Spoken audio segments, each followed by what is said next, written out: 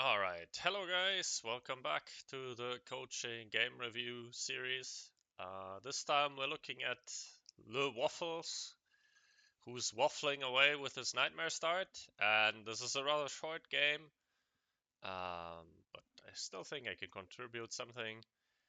We will do the role selection differently this time because Shakara provided a small little tool where I can show the icons, which is kind of nice. So I hope this is now easier to follow. Alright, so we're loading into a game. We picked Cartel. Teammate is Fiesta. I don't know if we already knew this when we picked our role. Um, this has to be Green Spirit Smurf, by the way. I mean, it's a fucking baboon, right? And I only know one monkey that is playing this game. Anyway, what's our role? Right. So, this is the current version. Maybe Drachia will implement something for his bot. We rolled Luta, Mask, Peewee, Work, Windhawk, Trent, um, Honeyflower, Nightmare, Soulgate, LOD, and our favorite waffler picked the Luta with Peewee, Trent, Nightmare, Soulgate, LOD, and the spells are Nightmare, yes, Vampire, Hero, and Venture. So when I look at this roll with these spells, I think Hero and like we want something that scales well with Hero or Vampire so that we're not forced to sort of go Venture because sometimes you can't if the enemy's saving on you, yada yada. So I would also go the Nightmare route here, I think. I know a decent amount of players in very high elo that would prefer to go for like a tree and looter start, but personally I'm not a big fan of the pack rat. I can't really make it work. I think Genom or even X-God or whoever would be much better to give coaching advice on that one, so I'm not going to. I would probably not have picked the looter in this role. I would have either picked the mask or the walk instead of the looter. And then Peewee is kind of mandatory, Treant is kind of mandatory, Nightmare as well, and I think LOD and Soulgate are both kind of what you want to pick. You can make an argument that you don't necessarily need the Soulgate and you can get the Windhawk instead, but with the Soulgate, you're more flexible in terms of your rerolling options later on, so I don't really mind the pick here either. Really depends on, I don't know, my mood, what I would pick here. I said that Mask is a bad pairing with Nightmare, and I still stand by that point. But in this particular case, I would consider doing it because for wave 3, one small mask gives you the 3-shot threshold on the Nightmare. So with Cartel and a Fiesta teammate, you can potentially push 6 workers with Mask and Peewee and a Nightmare. So it gives you one more worker early on, and I really prefer the scaling. And given that Walk or Windhawk aren't amazing in this role either, and Red isn't either, I would have considered it and then gone with whatever my gut tells me to go with. Alright, so back to the game. As to what happened here, we got king upped on one, our teammate got saved on, probably has a bunch of Fiesta in his history, so he didn't leak on one. I don't mind the saving on wave 1. If we have a Fiesta teammate, so we can threaten a 40 cent on wave 2, absolutely fine choice. We go Snail King up, I like this. This gives us the 5th worker, very important to not just skip for fun. And also I like that we are not committing for a double snail because it's not like this guy with his crusher opener is just gonna go 6 workers or do something stupid. Teammate leak's rather big. It is what it is. Wave 3, we go for an even split veteran. I don't mind this. You could make an argument that lower split could be slightly better. Doesn't make a big difference, honestly. Yeah, as long as you're at least 5 workers. I think with this king up, you could consider pushing to 6 workers, but it's always, with a Fiesta teammate, not always necessary. We get our guy, we go and come here. It's fine. I suppose we had 20 pre-ink and added 20 post-ink, which is a fine choice. If we had 40 pre-income, I would always go for either DT or Robo if I really want to leak him. Now comes a choice that I don't really like, and it is, right, our teammate is leaking to a big resend here because he pushed one into the snail. I don't like it, but what I also don't like is that we're adding here. I guess we didn't get, like, it didn't cost us a worker because we pushed to 7 anyway, and I don't think we had 50 gold to push to 8 immediately. But with the Nightmare and Veteran, we are never leaking on wave 4, and these two units really don't do much for us.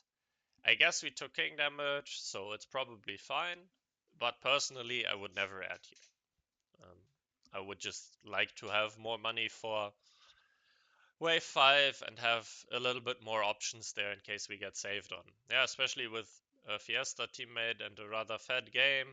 Sometimes you can add double tree and sometimes you can build differently to kite the boss better, make adjustments. Sometimes you want to re-roll already and then you re-roll into Butcher or whatever.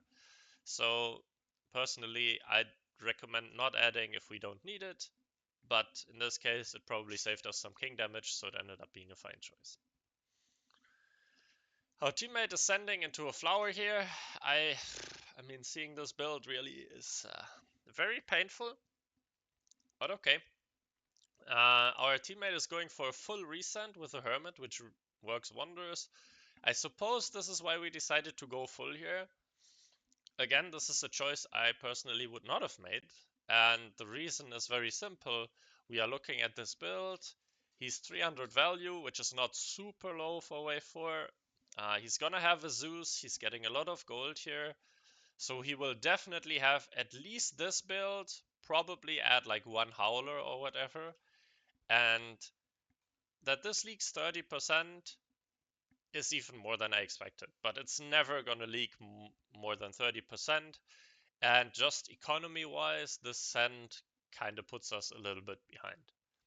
Now, if we know that blue is leaking 100% to a Hermit because his build is god-awful and he decides to add a Butcher for fun on a Honeyflower for wave 5, then this full resend on 5 is good.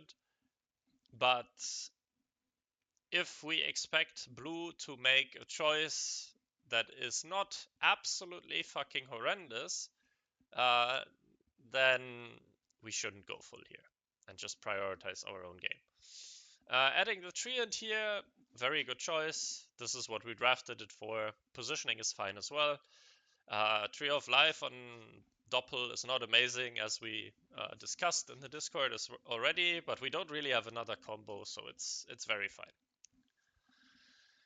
Alright, and given that the kings have already taken some damage, this is turning into a bit of a tactical game, so we will have to make earlier game plan decisions than usual. As usually, the early game is all about scaling, but once you've already done king damage, you always have to consider king HP as well, so that you don't like get starved on or miss an opportunity to just outright win the game early on. Okay, so wave 6 is coming. We are adding 2 pack rats. I think this is overly cautious. I like that we're building pack rats for, I mean, we picked looter, so at some point we definitely want the pack rats and we want them in the early game. I think if we want to add 2, it's fine, but we probably want to hunt 1. But of course, hunting is less efficient with Fiesta teammates. So I probably would have pushed more in this spot. And especially given that our teammate is 620 value and not like super bad. Sure, the Nucleus is too early, but he's not super bad on wave 6. So we're not expecting him to leak like 900% here. So we should not play for this much cover, I think. And we're saving. We're probably targeting wave 8 if we can, because Mose or Horimiya does not look amazing on wave 8. Good choice. We get enabled here with this income king. So next wave we can take a risk, which is what we do. We add one veteran and double hunt. Perfect choice. I'm very happy with this choice. Our teammate is also pushing. He's adding one slime. He didn't even have to do it. I think I would have preferred him to just YOLO push here, as we're targeting wave 8. Then wave 8 hits. We do not hunt, because we expect them to sort of respect our send, which they don't. And we send 280, mate sends 160, and we get a bunch of king damage. With regard to the send, I think this is not ideal. Given that we have 12 workers and 200 reds, I expect that we had 220 pre-income. And I think Pack Leader Double Brute is a slightly superior send, and probably also Ogre Brute Snail is superior. The Ogre is really good against the Sky Queen, and with the lifesteal, it's a very, very big threat if it tanks early on. And of course, if you can afford it pre-income, a Ghost Knight is best in slot against this build. I've run some tests on this. Maybe I can show some things. Can you still see this? Right. So I've run some tests. This is the Wave 8 tests. So Pack Leader Double Brute was 83%, Ghost Knight Robo's 92%. The Ogre send is 83%, and the in-game send only turned out to be 76%. And I'm just gonna briefly showcase this, not I don't want to spend so much time on this as this gets quite boring. This is the in-game send, and as you can see, the pack leader dies rather early and we're focusing the wave. In this very particular case, it's not a big difference between the creeps that are dying and what you're doing. But I think if he can add slightly more, then you see the pack leader is quite early and he's on the wave. And then the Sky Queen might be able to snowball a bit more. And what I really want to show is that with pack leader Double Brute, he very barely only kills the pack leader. And I think this is really what you want to aim for, as this is a more stable send even if they add more tanks. As you can see, the pack leader is even attacking the Sky Queen, and the Sky Queen barely reaches the wave. So this is going to be a small difference in this very, very particular case. But in general, I think against this build, or a similar type of build, adding the second brute over Robo Snail is oftentimes better. And you don't have to be scared that they will just, ignore the power mercs and target the wave down, as there's essentially no AoE, and the Sky Queen will always go for the tank sense or the power merc sense. And even if the Zeus is on the wave, so what? Yeah, it's one Zeus. It's gonna take 7 years to clear one wave creep. So this is a minor thing, but I think in general, this is a little bit safer and a little bit of a better choice. Not much, and in game he even leaked 84%, so you got quite lucky. Anyway, so they are down to 38%, and right, we got saved on, teammate got incomed on. So what we expect next wave is our teammate to hold and us to leak, but we don't really care, as after this leak they need to deal massive king damage to be back in the game. So we are preparing for the rest of the game by adding a doppel. Personally, I don't mind this choice. There will be people who would always go Soulgate in this case to do better against the Send. And I mean, we have 340 gold, Soulgate, and then sell a Peewee and the Looter and add a tree, and then we're always full holding here. I think that's a very fine choice as well. But I really don't hate the Doppel either, as it gives us nice access to the Legion spells, and we really did not expect our teammate to leak here. He kinda just overpushed off the Dino. If we see him being this like significantly under, we should probably not build the Doppel. As like one of like if we look at net worth here, we are ahead in net worth. Income is also ahead, and we have a king HP lead, so there's really no need to take a risk. And our teammate is deciding to take a risk, so we should just play safer. Anyway, even at this point, I think we're in a decent spot. I think it's correct to income king. No very important choices here. But now we have to be very careful because our king is at 50% and their king is at 40% and they have no king ups. And there are no aggressive spells, but still it's very likely that with the Doppel we get saved on 10 and then wave 11 will be a huge threat. So we need to make a game plan, and we can either try to survive their 11th cent, or we can, looking at blue's build, we want to go full on 11 and try to kill them. But still, we don't really need to get into a race scenario. But our teammate doesn't push. Our teammate is over pushed anyway, so he doesn't push off of this, which is correct. But we push 3 workers. And I really don't like this choice. Sure, we are thinking, well, we need to push to league red, but honestly, it's just a very, very big risk, and I personally would not have taken this large of a risk, as we are in a fine spot in the game. Teammate is building an orchid to prepare for wave 11. This is correct, but he's leaking, so we will have a long wave 10. And just be clear here, if we get a resend with like double brute, we are leaking significantly on 10 as well.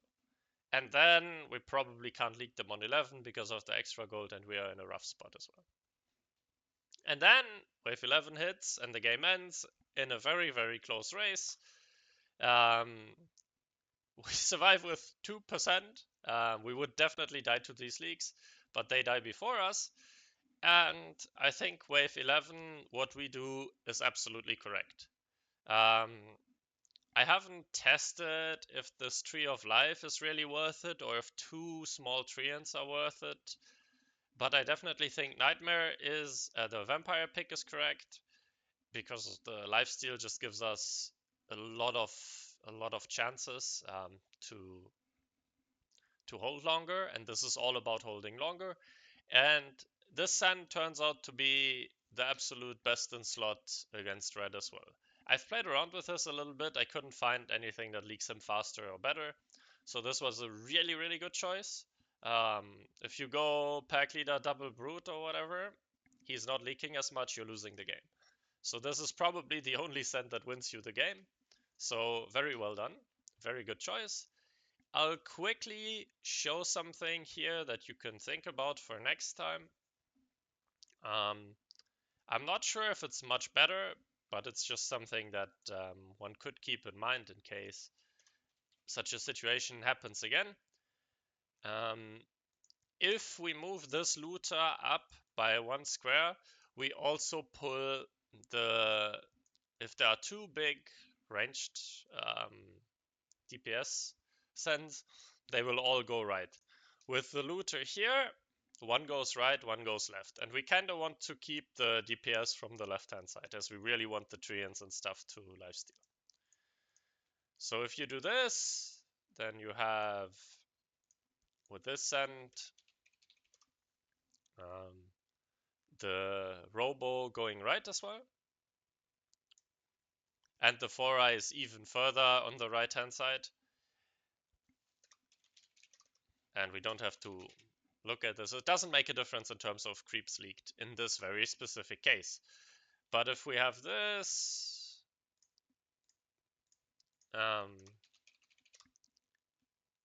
then this Robo goes left, so we have more damage on the left-hand side.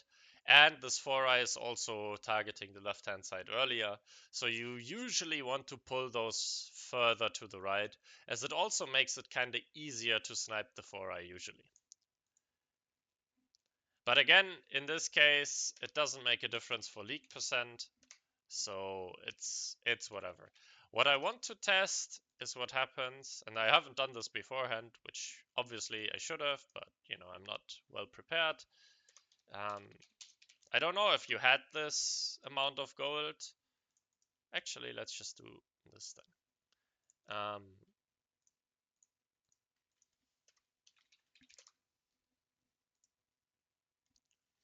So I wonder what happens here.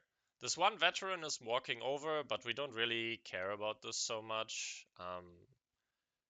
Maybe the 4i will attack. Yes, it will attack the split again. Okay, so this is essentially the same that happened in game as well. Yeah, we leaked slightly more. Alright, so the Tree of Life was a good choice. Regen is very good early on. In general, Tree of Life on Doppel is not amazing, but it's not as bad as people think. So I think looking at this, Wave 11 was well done, was the correct choice. But we could have had it a lot easier if we didn't take a risk here.